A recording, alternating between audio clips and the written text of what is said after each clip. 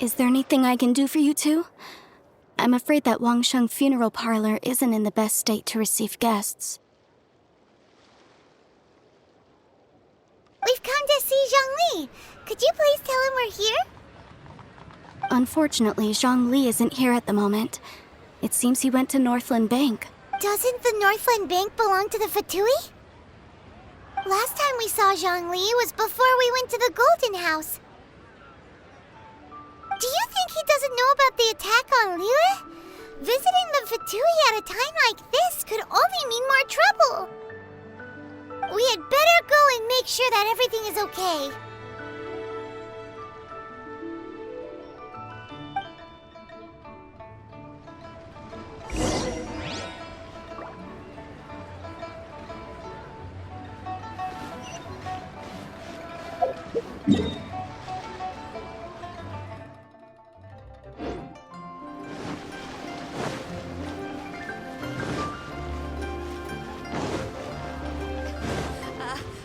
Join the adventurers. Have a blast.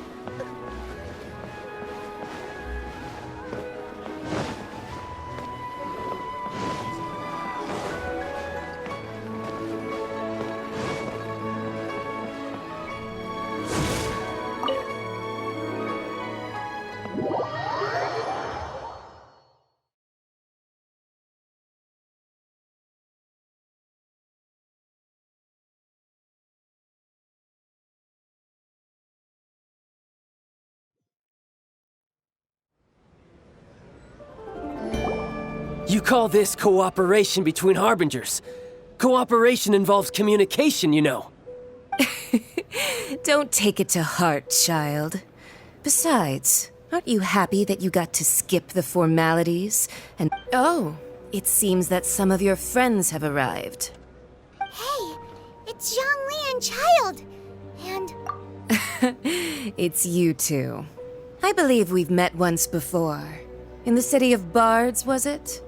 I'm glad you still remember my name. Ah, right. I imagine that it must have been rather hard to forget watching helplessly as something precious was snatched away from your friend. Well, if it isn't you two. This is our first time seeing each other since Liyue was nearly wiped off the map. This is certainly a bit awkward, wouldn't you say? Paimon knew that we should never have trusted a Fatui Harbinger. Oh, now don't say that. Sure, I may have misled you, but I never had anything against you personally. Besides, I thought we were getting along quite well together, didn't you? Except for that little tussle we had at the end. Nothing personal. We just have different views, that's all. The real deceivers here are Senora and Zhongli. Curse them for leading me on. So actually, I think... Stop wasting time, child. There'll be plenty of time to chat once I'm through here. You remember the agreement, Morax.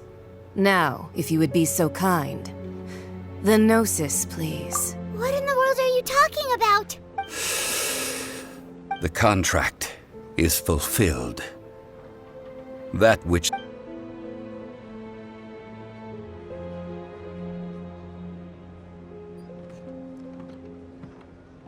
How sanctimonious. What?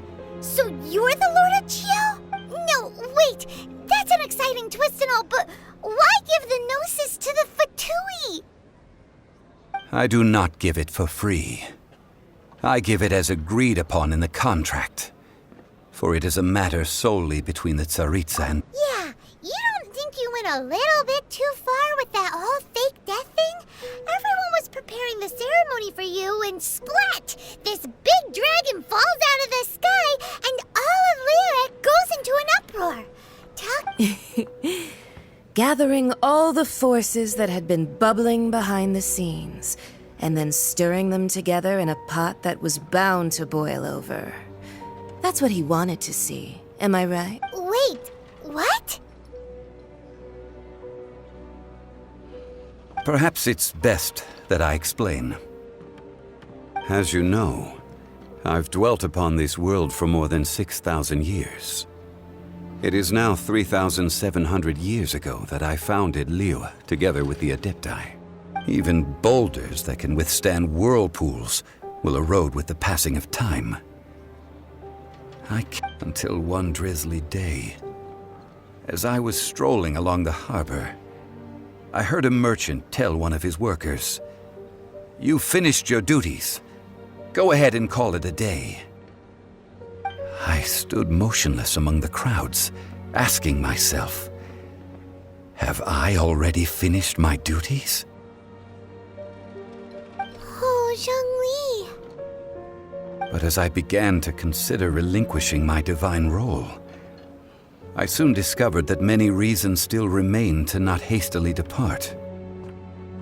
Was Liyue, the city I had dwelt in for so long, already prepared to enter its next age?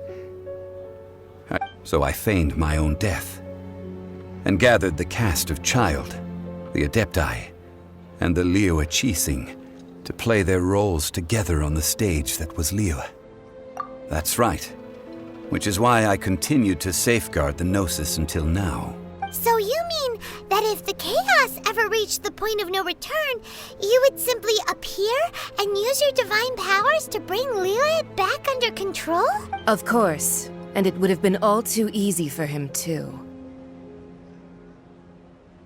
Just as a child quickly matures after losing their parents, so has Liyue matured when faced with the death of its deity. In the end, the resolution to all that has transpired was even more satisfying. Take the Adepti, for instance. Owing to their years of seclusion, they were the least informed. Yet when faced with a crisis, they commendably showed the greatest amount of restraint possible. Not only did they manage to cooperate with the Qixing, but in the end, they even made efforts to understand the hearts of the people.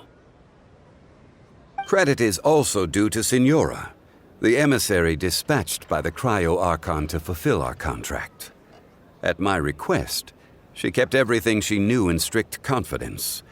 This despite the eavesdropping ears of her colleague, Child. This meant I could remain as Zhongli, even having the chance to fulfill the age-old traditions of Liyue in this mortal form. Thank you for joining me on this journey, traveler. All of these things turned out as I had planned. There is only one thing that I had not anticipated, and that was the conduct of the Liyue Qixing. I had expected them to do no more than the Adepti, to come to the defense of Liyue. But when all was said and done, they seized the opportunity to supplant Liyue's divine protectors, and used the subsequent power vacuum left by my death to quickly gain complete control of Liyue. Huh? That doesn't sound good at all! On the contrary, I think it is excellent. I had always feared that it was too soon for them to take over from me. And it was also that which I longed for the most. As such, this is the best parting gift anyone could have given this god of old. Hey, what about me? Doesn't anyone feel the least bit of remorse for deceiving me? You've practically kept me in the dark. I think that thanks would be more appropriate. You certainly played no small part in all of this, wreaking havoc and turning the city upside down. The Lord of Geo ought to thank you for your performance. If you hadn't created the pressure of a battle between mortals, Adepti, and a god, the lump of coal resting in the hands of the Geo-Archon, Liyue would never have been able to become a dazzling diamond of a city. Huh? Just whose side are you on, mocking me like that? Are you itching for a fight? Hey, haven't you learned the Liyue saying, don't always call it as you see it? Well then, With a Gnosis in my possession, I have no use for such idle chatter. We should return to Zapoljarny Palace and seek an audience with Her Majesty, the Tsaritsa. Come, child. Fine. I'll meet you there later. I'm not sharing a boat with the likes of you. Do as you wish.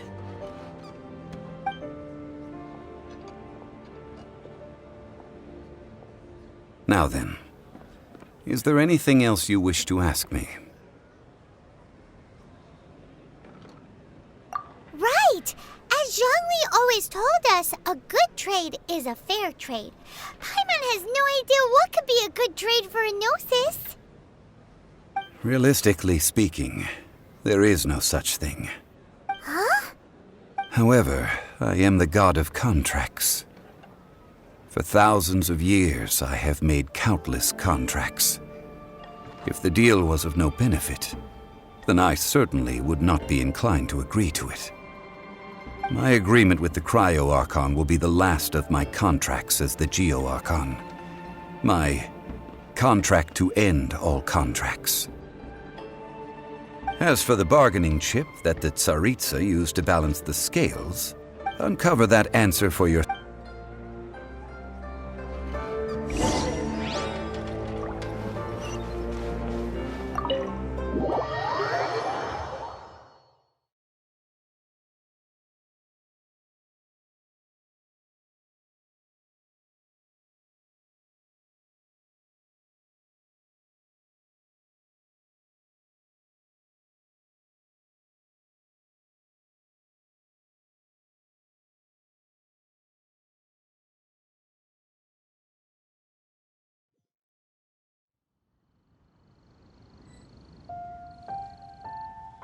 Today's the day of the rite of parting.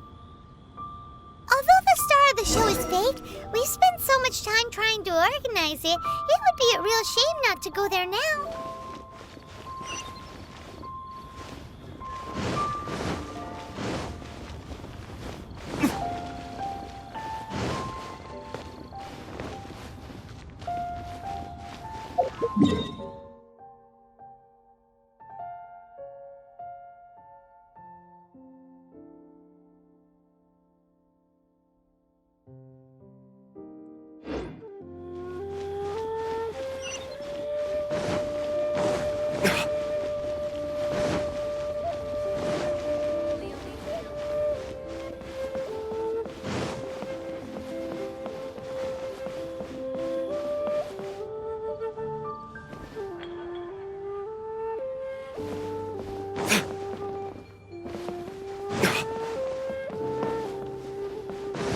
So, are you buying or not?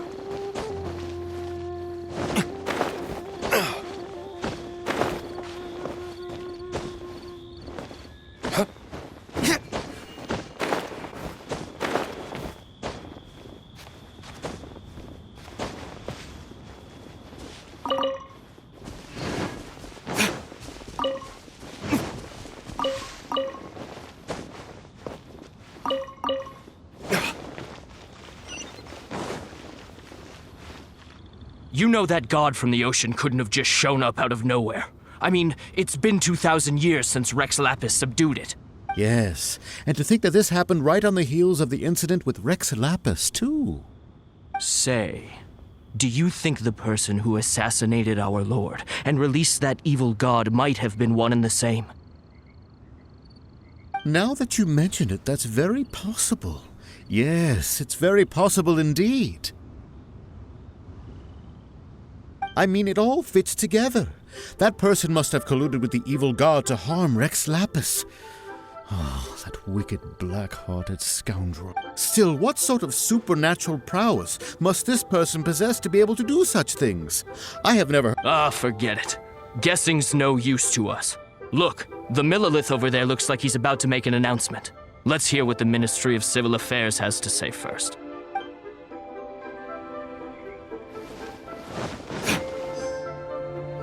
Well, since we're going through with this rite of parting, I guess it means that those rumors hit the nail on the head. So Rex Lapis is really... But they didn't catch the culprit, did they? Oh, come on. Do you think that the assassin could have been a normal person? You know what I think? I don't think any of the gossip on the streets you hear from those shady types is worth anything. There's only one real possibility in my mind. I've heard that the assassin was that Fatui fellow. Youngish, pretty high in rank. I think they called him Child. The Fatui? They certainly are very suspicious. Who knows what those greedy Shh! Lower your voice. If the Fatui catch you in their sights, Rex Lapis won't be around to protect you this time.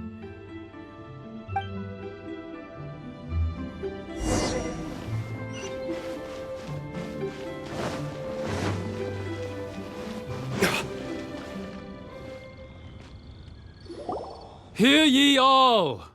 That though a dragon soars ageless as the mountains, it too must return to dust.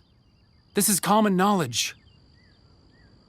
Gods and Adepti live glorious lives, but both light and shadow have their season. So too must they face divinely appointed trials. Rumors and hearsay abound on the streets that Rex Lapis was murdered. Now, let the truth be revealed. Having been thwarted in his trial, Rex Lapis's soul has recouped the celestial heights. He beseeches the people of Liyue to grieve not and to let not their hearts be saddened.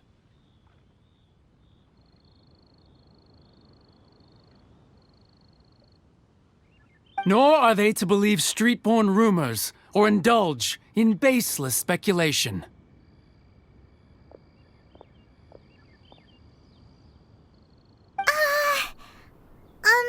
Paimon needs a translation on what the Qixing's announcement said. So that's how they're spinning it. Something feels off. Why would they suddenly give up looking for the murderer? Not to mention how this excuse sounds like something they just made up on the spot. Could the Qixing already have known that Rex Lapis wasn't dead? But Zhongli said that neither they nor the Adepti knew anything. Did Zhongli tell them in secret after his gnosis changed hands? Exactly, right? Ooh, seems like the rite of parting has been going on for a while now. Let's go have a look.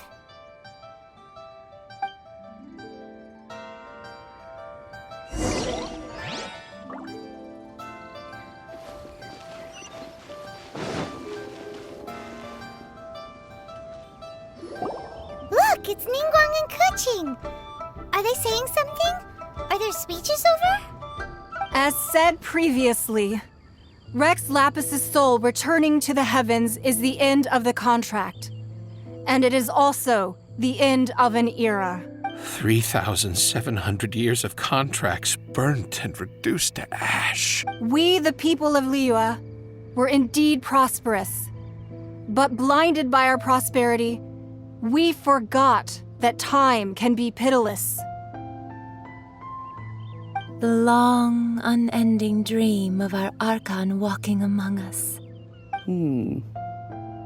Now that we have awoken from our dream, we must learn to say farewell. Will you stand with us as we re-establish our contracts? As we build a new age of prosperity? So concludes the words of Her Eminence the Tianquan. Does Her Eminence the Yuheng have anything to add? Huh? Is she looking this way? Traveler.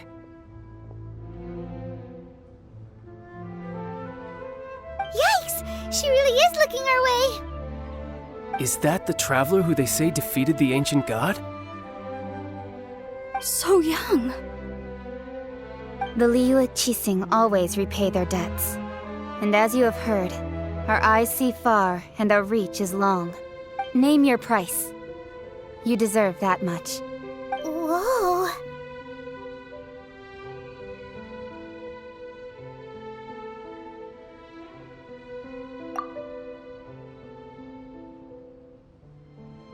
Well, could you help me put up some missing person posters?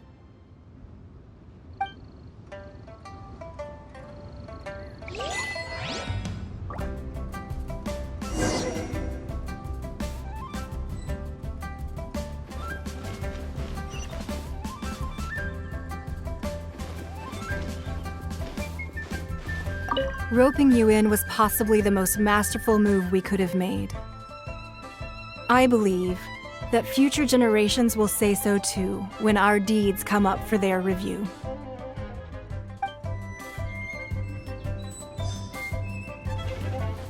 The cleanup of the premises, managing the crowds as they exit, making an account of the rite.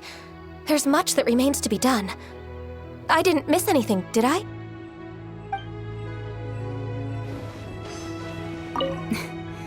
Why, you.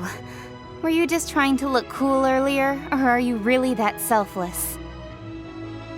If you were looking for someone, you could have just told me that in private.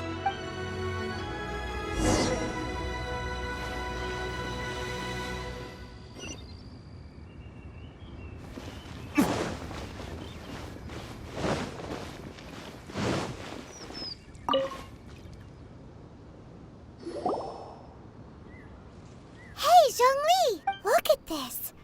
Everyone in Liyue is caught up in their emotions, thinking that they'll never see Rex Lapis again. And here you are looking all relaxed. Why would I not feel more at ease after laying down the burden I have borne for 3,700 years? Right. If the two of you can spare the time, I should treat you to a meal at the Shinya kiosk. Ha! That sounds like big talk, Zhongli. Paimon might have believed you if you were treating us to some third-round knockout, but you'd have... You're right. I do like the Mora.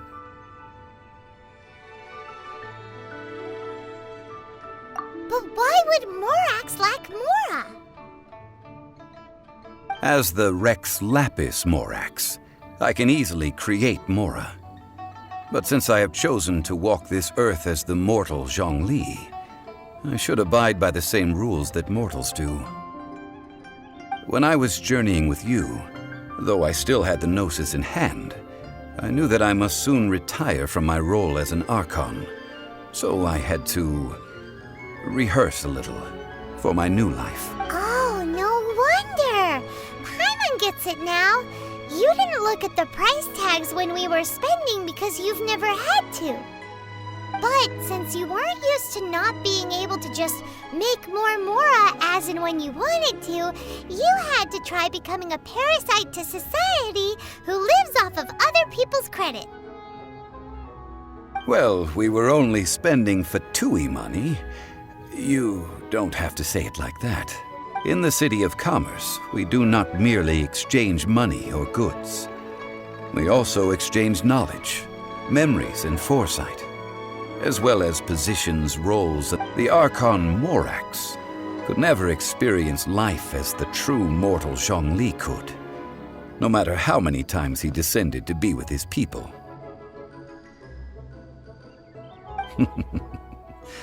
I must thank you for that. I will treasure the memories that I made as Zhongli, traveling the streets of Liyue with you. That is true. But there is no journey that does not end. No meetings without partings. Paimon thinks that we should make a move and continue our search for the Seven. I fear that continuing your journey may be difficult. The nation that neighbors Liyue by sea, Inazuma, is presently closed. Yes, the nation has been closed by order of its deity. The Electro-Archon Ball. And just as the people of Liyue preferred to call me Rex Lapis, she too goes by another name among locals in Inazuma. Paimon thinks we've heard that one before. Raiden? That is the case. And since Raiden is also the Shogun of Inazuma, people call her the Raiden Shogun.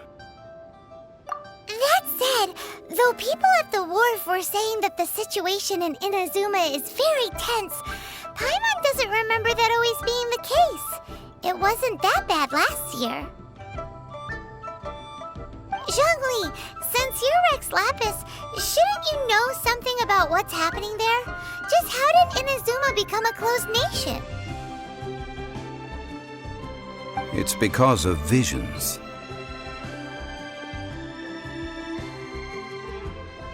Visions? When faced with circumstances beyond their control, humans often bemoan their lack of power. But if a person shows true strength of will at a desperate and fateful moment in their life, the gods will look upon them with favor. This is what visions are. Magical foci bestowed upon those who have been acknowledged by them. Uh-huh. That's how people in Teyvat see it. But starting from last year, the Raiden Shogun began promulgating the Vision Hunt Decree? Yes. It was an order to seize all visions within Inazuma's borders, and to inlay them upon the hands of the statue of the omnipresent god. They want to seize visions. But why?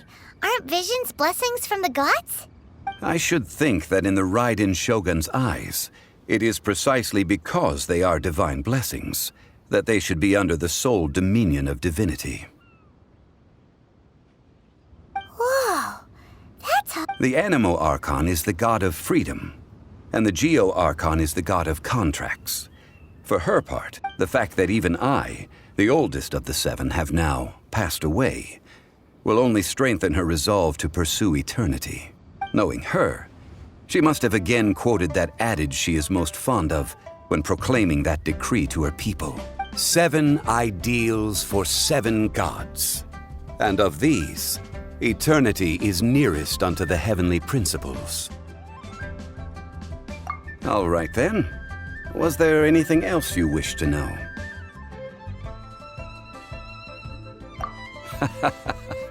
Ah, that was a good one.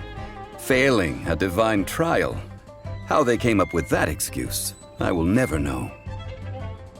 That said, the reason why the Qixing were so eager to resolve the incident and stop pursuing the culprit was indeed because they received news in secret that Rex Lapis was not dead. I hinted as much to the Adepti as well. How did I accomplish that, you ask? Have you ever heard of this particularly convenient Adepti art known as gifting dreams and visions? All right then. Was there anything else you wish to know? Yeah, about that. Before the Qixing made their announcement, we listened to a lot of people talking on the way. Most of them put the blame for everything on Child. These are indeed false accusations. But it remains undeniably true that Child did send people to the Jade Chamber to prevent the Adepti and the Qixing from defeating the ancient god. I've heard that Ningguang is busy milking that for all it's worth on the foreign relations front at the moment, browbeating the envoys of the Fatui. Ha! Those poor Snezhnayan diplomats. If it were not for Child's exalted position as a harbinger, I'm certain that they would have shifted all the blame to him and called for his dismissal by now. All right then. Was there anything else you wish to know? Well then, I suppose you'll have to find a way to get inside this closed nation. Have patience. I suspect that some serendipity must first come into play.